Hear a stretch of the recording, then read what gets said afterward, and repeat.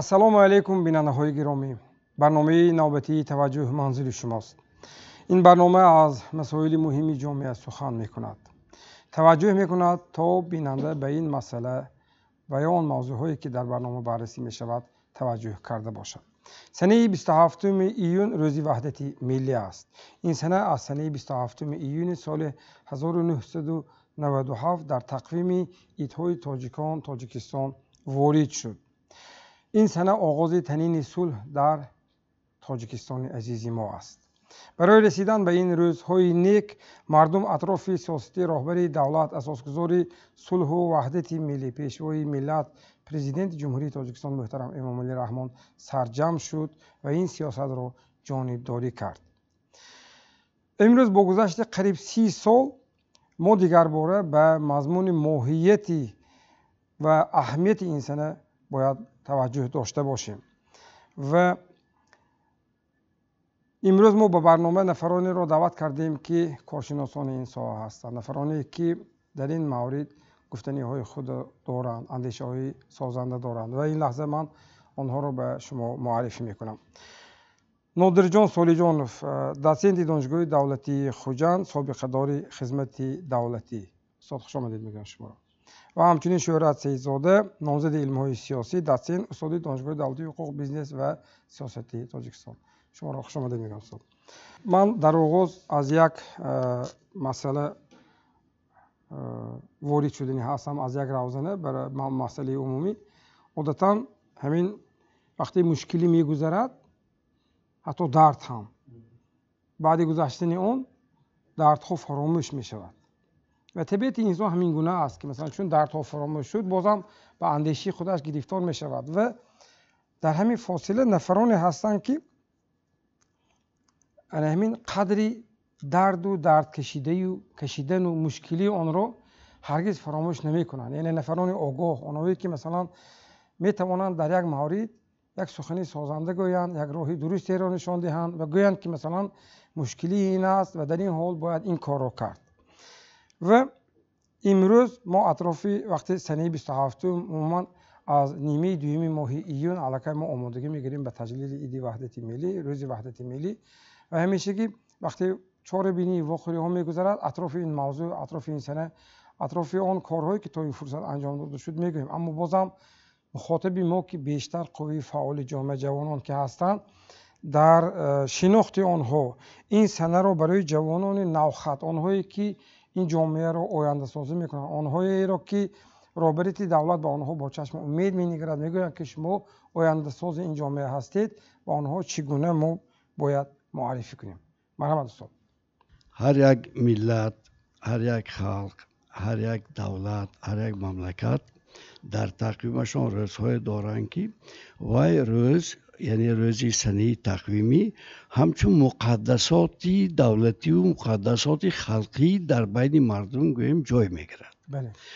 барои мардуми ҷумҳурии Тоҷикистон дар қатори 9 сентябр рӯзи истиқлолият, 9 май рӯзи ғалабаи халқи советӣ бар германияи фашистӣ ва рӯзи 27 июн ҳамчун рӯзи ваҳдати миллӣ, рӯзи баробарию бародарии тамоми халқҳои сукунати ҷумҳурии Тоҷикистон мебошад. ман дар хотир дорам ҳамон рӯзҳое ки аз соли 91 то соли 1997 чӣ воқеаҳо дар ҷумҳурии Тоҷикистон ба вуқӯъ пайваста буд. он низоъҳои дохилӣ, низоъҳои динӣ, низоъҳои мазҳабӣ, низоъҳои миллӣ ва низоъҳои давлатие ки дар ҷумҳурии Тоҷикистон ба вуқӯъ пайваста буд ва мардумро ба гиҷо гирифта овард. ва ман бояд гӯям ки агар ман 53 сол таҷрибаи корӣ дошта бошам, 19 соли таҷрибаи кории ман, фаъолияти меҳнати ман дар давраи Тоҷикистони шӯравӣ гузаштааст. 32 соли дигараш дар давраи соҳибистиқлолии ҷумҳурии Тоҷикистон гузашт. барои ҳамин солҳои 91-ку 97 хеле дар хотирам ҳаст. ман ҳамин як воқеа ман ҳозир инҷо нақл кунам. ман вакили маҷлиси намояндагони давлати сеюм будам. як рафиқа мо استراحت برانده و من گفتم که بیت به ولایت ما رویم خطی همراه دم گیریم خود در اسفره باشد خود در خیرقوم باشد خود در استراحت باشد و آدم یک گپ عجایب گفت که من گفت به افغانستان میروم. من گفتم برای چه افغانستان میروید؟ گفتم که به سر قبر مادرم میرم. یعنی سالهای 91 و 92 93 آدمای ما خلق ما با مهاجرت مجبوری برآمدگی بود. یک قسمی منوی وادی بخش به افغانستان رفتگی بود، گریزه شده. بعد همونجا رفتن من بینید که همه آدم و پدرشان قهرمان مهنتی سوسیالیستی بودن، دیپوتاتی سویت عالی اسسیر بودن. جنگ برادرکش، جنگ شهروندی و نه جنگ نه دیپوتات داند نه وکیل داند نه قهرمان داند نه راهبر داند. همطوری همه آدم اهل عائلش که افغانستان با برفتگی بوده سو مادرش افغانستان با همون قبر شده. یعنی من چی گفتنی هستم که اینجا بسیار مردمی ما مهاجرتی مهنتی مهاجرتی مجبوری و رفتن، یک قسمی دیگرشان فوتیدن. من یک واقعی دیگره میگویم. همین شهر قرغانتپه یک کانال است. همین کانال 3 تا ناحیه میپیوندد، یعنی باختر، وخش، قرغانتپه. همین یک معاون رئیس خطلان، معاون رئیس ولایت خطلان نقل گفت که همین کانال گفت پر از مرده بود. بغیر از آن که ما آدمای ما مهاجرت برفتن مجبوری، بغیر از این آدمای ما اکثریت گویم جان دادن. این جنگی که برادر کشه که در جمهوری تاجیکستان با وقوع پیوست همین راه بگرفته آمد. برای چی من این مثال آوردم؟ برای آنکه تاجیکستان هم گریزه و هم آدم کشی و یعنی مرگ مرده و هم اقتصادیات به ضرر کلان دیدگی بود.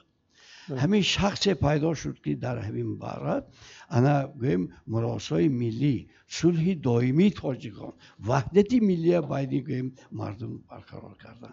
یعنی آن شخصایی که همین جنگ گویم خیزاندگی بودن، یعنی نزاعهای بین ولایت های برداشتگی بودن، همونا که پرزیدنت مملکت ما یک جا شده یعنی صلح دائمی برقرار کردن.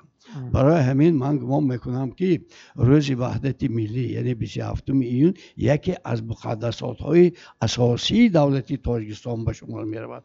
اگر همون صلح دائمی تاجیکان یعنی وحدت ملی به دست نمی آمد با سرداری پرزیدنت مملکت، ممکن که تا سال 2000 همین جنگ دوام کند بود. جنگ چی می بیارد؟ من همتون خودتان میدونید که ویرانی می بیارد. تا اگر ما گوییم که از سال 1991 تا 2000 سال تاجیکستان در انکشاف نبود، در یعنی ساختنی دولت داری بود، یعنی اقتصادیات را راه درست بماندن بود، یعنی تاجیکستان را باز در عرصه بین المللی نشان دادن بود. بعد سال 2000 الکی تاجیکستان انکشاف را نهاد، یعنی ترقی کردن به گویم قدم های استوار گذاشت. من با یک بار دیگه بگم که 27 ایون روز وحدت ملی این یکی از روزهای اساسی برای مردم جمهوری تاجیکستان در قطار 9 سپتامبر سال 1991 می‌ایستد. بله، ارزش این سنه از چون گوییم روز استقلال و چون روزی بنیادی دیگرباره این دولتی است که امروز ما آن را الکی به رنگ و شهامتی دیگر می‌بینیم که واقعا چون در آغاز گفتیم مردم سیاست پیشوای ملت محترم امام علی رحمان رو درست درک کرد و اطراف این سیاست جمع شد و امروز واقعا ما میتوانیم برای بیننده ها گوییم که برای نسل امروز این سنه باید چون سنه مقدس شناخته شود. شما چی نظر دارید اون چیزی که ما در اینجا گفتیم؟ مرحبا. سراول ما کلی تماشابینان و ساکنان کشور رو به مناسبت 28مین سالگرد به امضارسی سازشنامه استقرار صلح و رضایت ملی یعنی روز وحدت ملی تبریک میگم و تشکر برای دعوت به امروز برنامه. من فکر میکنم که اندیشه‌ای که استاد در اینجا گفتند و هان چند نظری که ما بابت این موضوع داریم باید جهت تقویت همین روحیه وحدت پرستی ما، جهت تحکیم صلح و ثباتی که ما امروز در کشور خوشبختانه داریم برای تحکیم و حفظ آن باید مساعدت کرده باشد و در حقیقت چون که در بالا ذکر کردید بسیار دستاورد و موفقیت هایی که یک خلق و ملت در مرحله معینی حساس و وزنین تاریخی به دست می آورند و می رسند با گذشت ایام های معین وقتی معین فراموش می شوند. چی باید کرد که سنه های مهم باید فراموش نشوند؟ برای اینکه تاریخ همیشه برای ما همچون درس باید خدمت کند. درست است که ما دیگر به اون سالها بر نمیگردیم. امروز تاجیکستان خیلی دوره مثلا به یک مرحله رشد و ترقیات رسید. امروز تاجیکستان در عرصه بین‌المللی همچون کشوری تشبثکار، همچون ملت آن را همچون ملت فرهنگی و تمدن ساز میشناسند. برای اینکه 5 تشبث تاجیکستان از طرف جامعه جهانی پذیرفته شد. با تلاش‌های همیشگی روبری دولت پیشوای ملت محترم امیرعلی رحمان امروز 4 هدف استراتژیکی کشور عملی شده است که همه آنها در عموم برای بهتر نمودن سطح نیکوحوالی ساکنان کشور روانه شده است. واقعا من فکر میکنم آموختن انمون مرحله های تاریخی، دانستن انمون روزهای سنگین، استاد واقعا حادثه های خوب نقل کردن که ما چی حال داشتیم اون سالها، در چی فکر بود حکومت تاجیکستان، مردم کشور و واقعا پدر و مادران در چی فکر بودن، در چی فکری فرزنداشون بودن. من نگاه کنید امروز پدر و مادرها مثلا فرزندای خودشون در بهترین مؤسسه تعلیمی میانه و عالی برای تحصیل فرا گرفتن تامین کردن، یا در بهترین باغچه‌ها اونها مثلا تامین کردن، بهترین شرایط سر و لباس یا اشیا و تجهیزاتایی که امروز در خانه و من در زندگی دارن تماما از اون سالا فرق میکنند. فقط در مقایسه ما درک کرده میتونیم که چقدر این دیگرگونی هست. برای این یگانه من فکر میکنم یکی از راههای خوبش این یکی این مقایسه کردن امروزه شرایط با شرایط اون سالا است.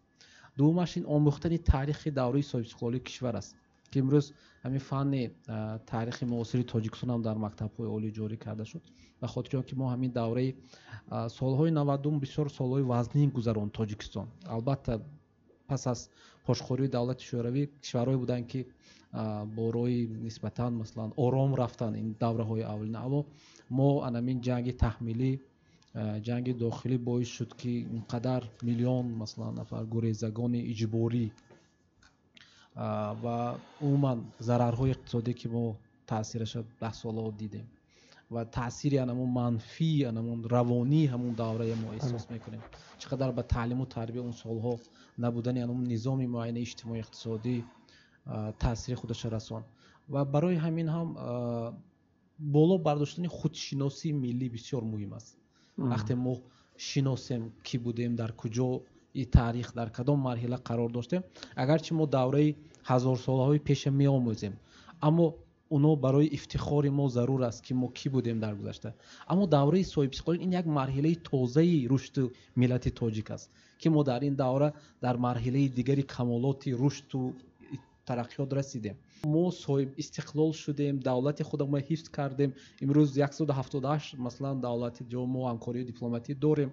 امروز تاجیکستان همچون دولت مستقل میشنن برای اینکه سالهای 90 نمیشناختن اما امروز میشناسن. نه تنها میشناسن، برای اینکه رهبری دولت ما خیلی احترام دارن، همچون سیاستمدار دوراندیش، برای اینکه تمام تشبثات تاجیکستان محض به موضوع بشردوستی بشردوستانه مسائلی که از جمله مثلا مسئله آب و اقلیم که موضوع بسیار داغی زمانی ما، یا مسائل وابسته به پیشگیری خوف و خطر تروریسم در منطقه، یکی از اولین برآمدهای رهبری دولت بود. بعد اینکه سال 2001 حادثه ترکت شد، پیشوای ملت در سازمان اتحادیه اروپا برآمد کردن، گفتن که ما با مثلا تروریسم مناسبت دوگانه نداشته باشیم و تروریسم رو با خودی و بیگانه تقسیم نکنیم. واقعا وقت گذشت نشان داد که اونایی که بعضی قدرت‌های سیاسی که با تروریسم همچون اینسترومنت یا واسطه استفاده بردن، بر مقابل اونها خودشون استفاده شدن یا کار کردن.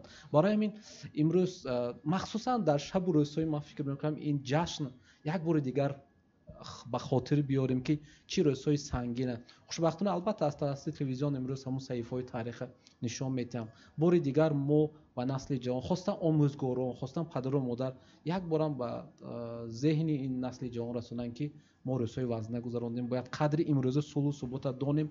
برای اینکه گاه وقتا میشه حالتایی که ما به خاطر مثلا عملی نمودن یگان برنامه‌های اجتماعی اقتصادی حتی دست میزنیم به رخنه کردن اوضاع سیاسی و مثلا آرامی خودمون میگیم خیلی اصلا مهم برای ما اقتصاد و اجتماع نه. اگر این ثبات نباشد اقتصاد و اجتماع دیگه معنی ندارد. بعضی کشورها هستن که مثلا گویا برای عملی کردن یگان برنامه حتی مثلا ثبات و امنیت بعضی دولت‌های خورده زیر سوال میبرند. مردمشون خیلی مثلا خرسند که ما به دستاوردها میرسیم. نه، شما نه تنها به دستاوردها میرسید بلکه این کشوری شما زیر سوال میرد. آینده مثلا برنامه و لایحه‌های دیگر دولت‌ها عملی میشد. برای همین فهمیش باید در تفکر جوانان ما باشد که این ثبات و آرامی که ما امروز داریم زحمت خیلی نفر است، خاصه روبری دولت است و برای ما باید مثل گوهری که چشم حفظ کنیم.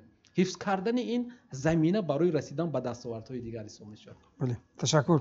و ادامه منطقی انیمه مسئله که اینجا استاد شهرت سیزاده گفتم، استاد عزیز من یک نکته را از شما پرسیده هستم چون از مثال آغاز کردید.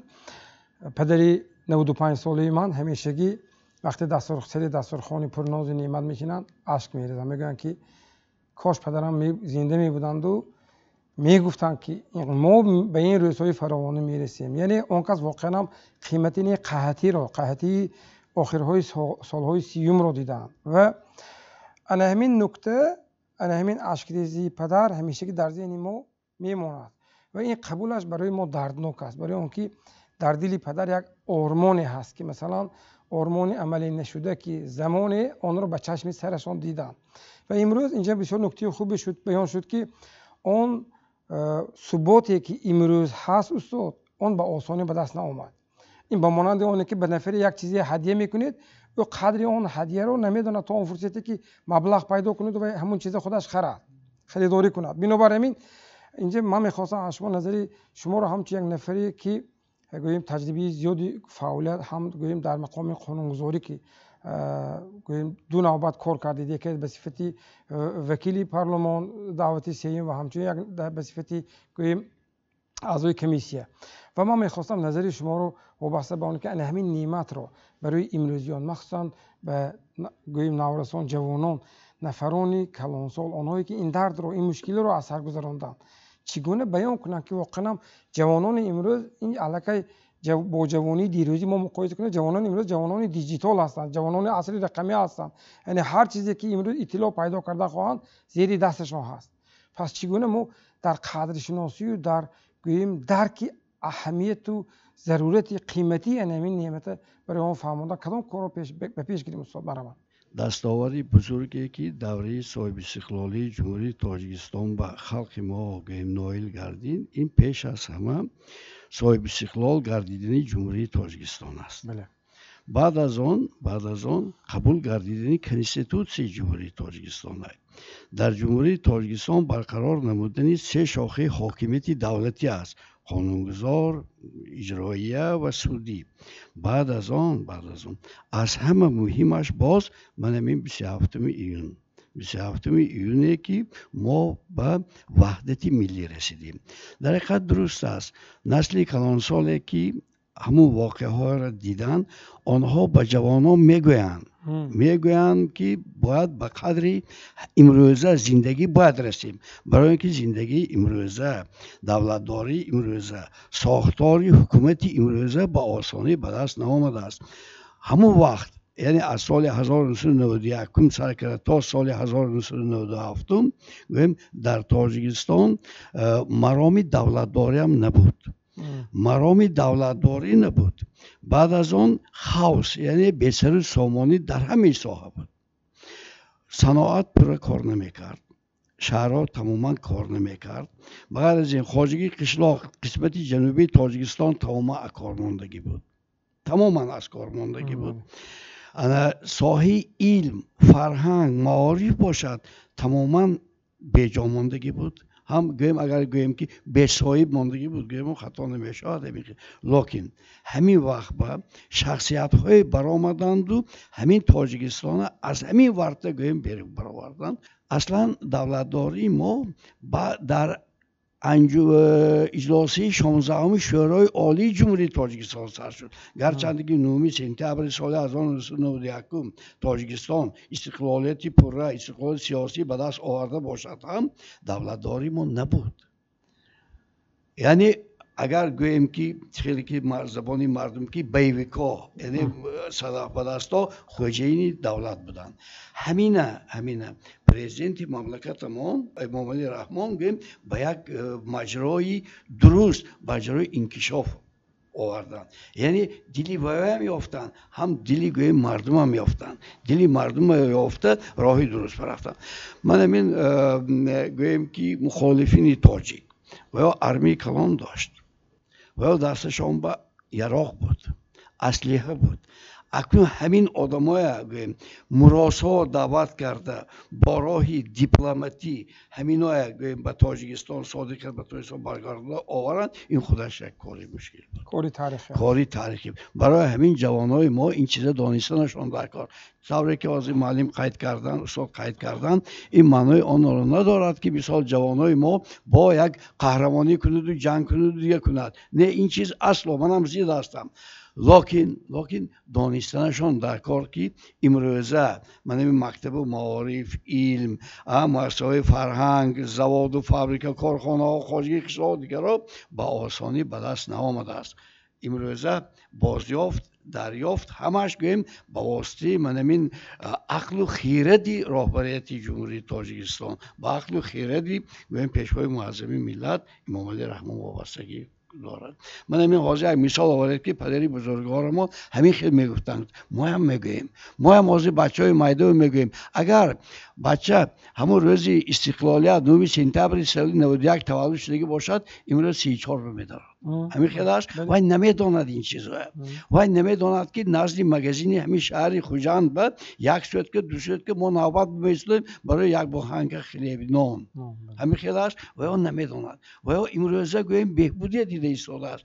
لکن ما باید گفتن ما در کار که این بهبودی خودش آسمان افتادگیش نموه خب نسل کلانسالی ما برای همین روز معین کردن بعضی‌هاشون جانشون سپردن من همین یادتان باشد اگر پرزیدنت مملکت ما افغانستان برفتن یادتان باشد همه میداند افغانستان جنگ بود هر قدمش هر یک سنگ پشتشان دشمن ایستادگی بود لکن برای صلح شده برای مراسای دو جانب شده همین آدم افغانستان رو سفر کردن وقتی که اونجا سفر کردن خودشان هم نقل کردگی بودن چند کس زید برآمدگی بود گفتگی بود که خوف امنیتی شما ما تامین کرده نمیتونیم خوف خطر زیاد است نروید گفته لکن رفتن آخرین کاری که کردن مسکو برفته من 27 همون جبه گویم صلح دائمی تاجیکستان برقرار کردن ما باید این چیز به نسل جوان ما گفتن ما در کار بله تشکر بیننده های ارجمند شما برنامه توجه را تماشا کرده ایستادید و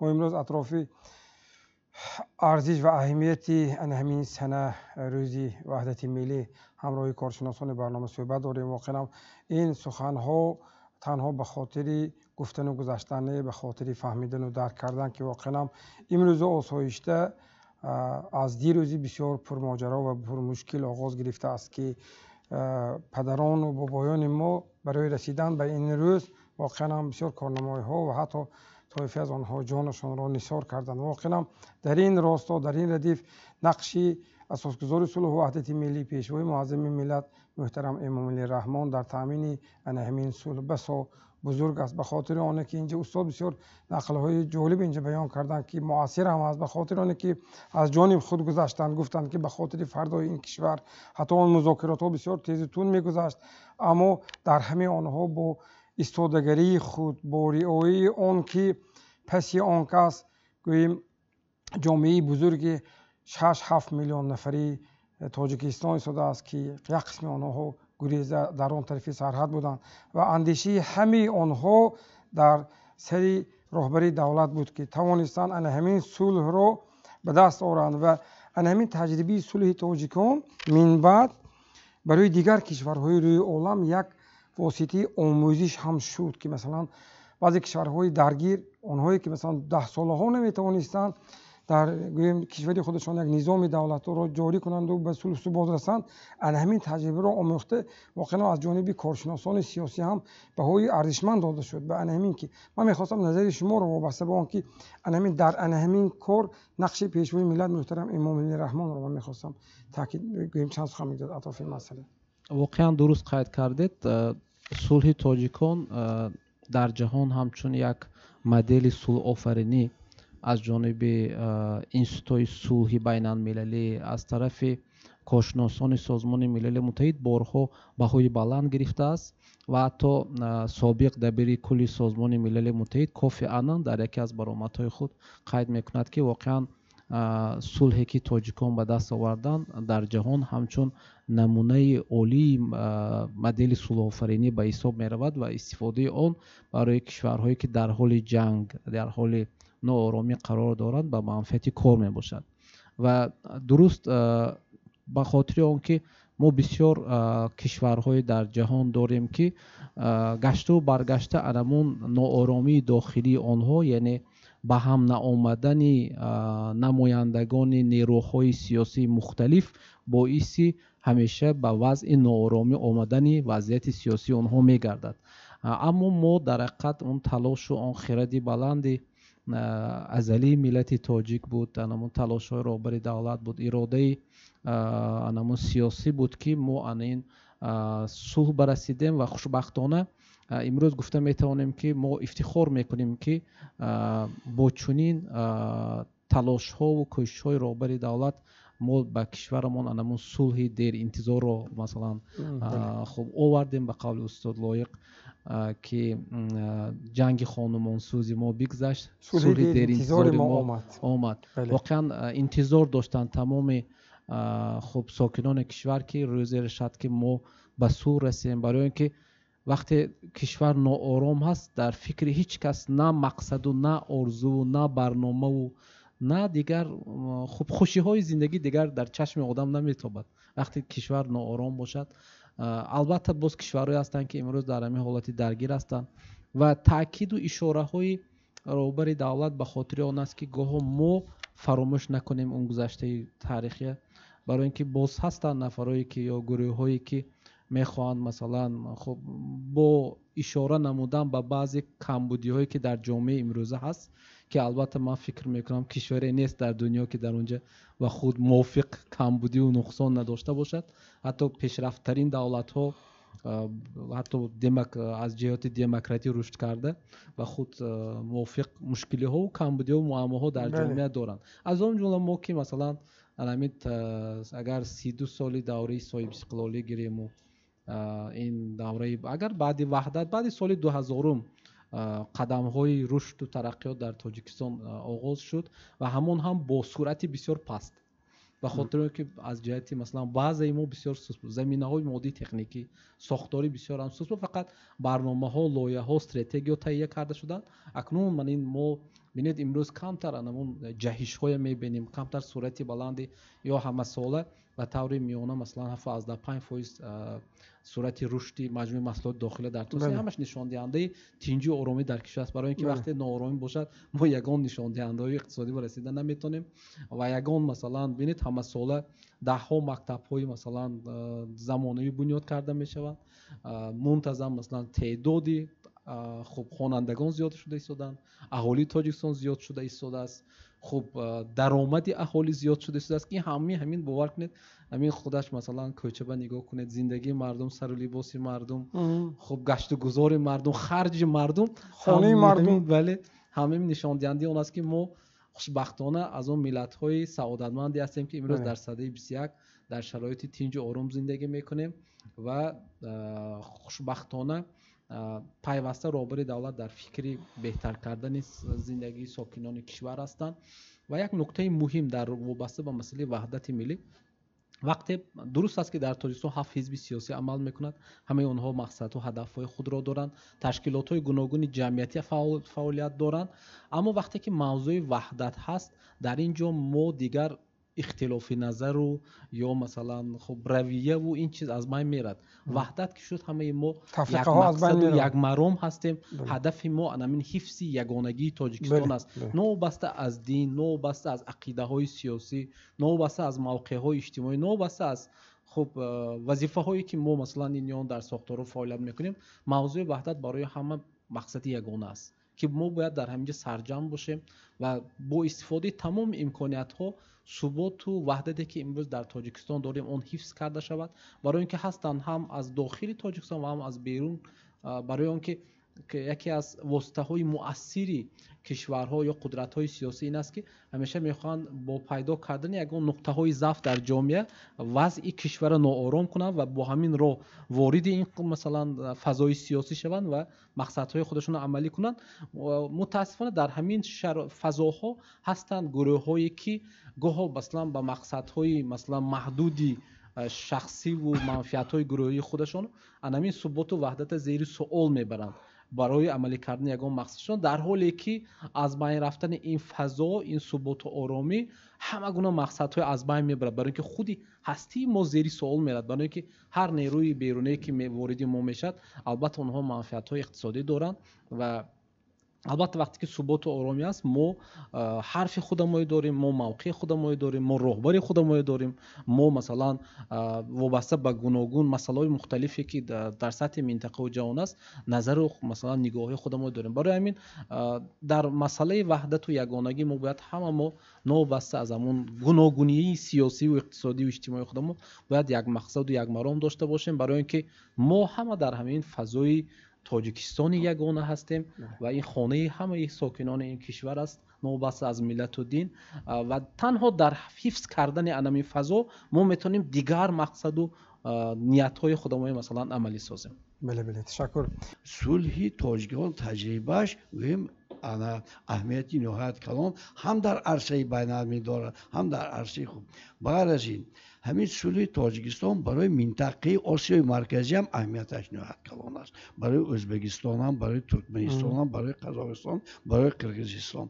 من گفتنی هستم که اینجا آن چیزی که کاری که در دایره صلح در دایره وحدت تاجیکستان می شود برای گویم دیگر دولت هم این نمونه عبرت است. برای همین ما باید قدری همین برسیدن ما قدری راهبری دولت با قدری گویم جمهوری تاجیکستان قدری صاحب استقلالی جمهوری تاجیکستان رسیدن ما. بله تشکر.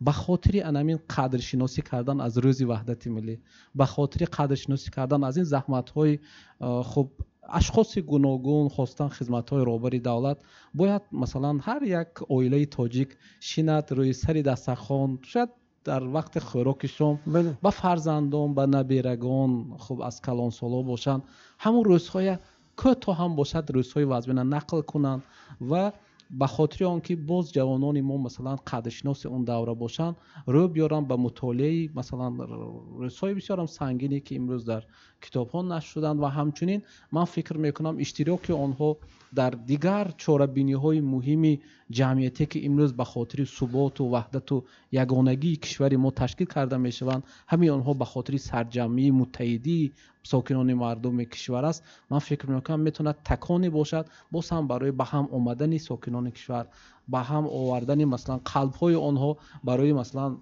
تحکیم استقلالیت وحدت و یگانگی کشور عزیزم. بله تشکر. من گمان میکنم که ارزش عالی وحدت ملی باید همه قدر کند، همه داند. صاحب استقلالی جمهوری تاجیکستان، وحدت ملی، همین چیزها باید همه داند، همه ارزش همچون ارزش عالی همچون مقدسات باید دانستن ما در کار. برای همین آن نسل کلان سالی که همون روزهای دیدن و باید نقل کنند. بله تشکر. استاد عزیز، کارشناسای محترم، برای اشتراک و پاسخ به سوال‌های برنامه به شما تشکر میگم. واقعا اینجا بسیار اندیشه‌های جالب، نکته‌های بسیار مهم، مسائلی که واقعا شایسته اندیشیدن و تفکر کردن و خلاصه برآوردن است اینجا بیان شدن و در انجام همون نکته رو از بهره از صحبت‌های شما، از برآمدهای شما که همیشگی پیشوای معظم ملت در برآمدهای شما میگن که وطن ما را به جز خودی ما دیگر کسی از بیرون آمده آباد نمی کند. واقعا هم تصدیق دیگر باره این مسئله است، به خاطر آنه که امروز هر یک نفری خودآگاه خویشتن شناس، آنی که دلش به این ملت و دولت می سوزد و برای آینده آن اندیشه دارد، برای آینده فرزندان خودشان اندیشه دارد، باید سر این مسئله ها تفکر کند که واقعا هم نگاه داشتن ثبات امنیت در جامعه این بسیار شرطی مهم و شرطی زیستن و آینده داشتن است. این برنامه توجه بود. باقی قضاوت از شماست و همه شما بیننده‌های ارجمند رو با فرارسی روز وحدت ملی صمیمانه مبارکباد میگوییم. بگذار در فضای تاجیکستان همیشه صلح و امانی تنین انداز باشد. خیر، خانت آباد باشد.